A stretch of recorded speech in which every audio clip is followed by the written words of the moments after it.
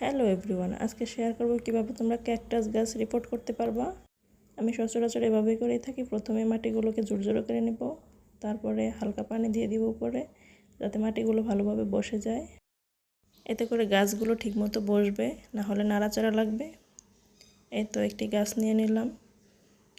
প্রথমে মাটিটাকে হালকা একটু ফাঁকা করে নিয়ে সেখানে গাছটাকে হালকা করে বসিয়ে দেব, যাতে শিকড়গুলো না ভেঙে যায়। এখানে একটু সাবধানের সাথে কাজ করতে হবে, যাতে হাতে কাটা না লাগে। তো হালতো হাতে গাছটাকে হালকা করে লাগিয়ে দিব।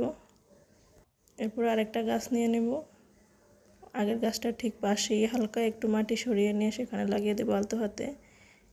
এভাবে করে বাকি গাছগুলো সুন্দরভাবে লাগিয়ে নেব আলতো হাতে, যাতে কোনো শিকড়গুলো না ভাঙে।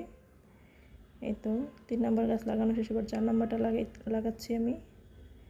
এই তো এটাই শেষ। এই গাছটা হালকা করে লাগিয়ে দিব সুন্দরভাবে। এরপরে আবার উপর দিয়ে পানি দিয়ে দিব।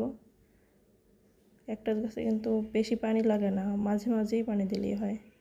এই তো আমার আগের কিছু গাছ তোমাদের মধ্যে শেয়ার করছি। ধন্যবাদ।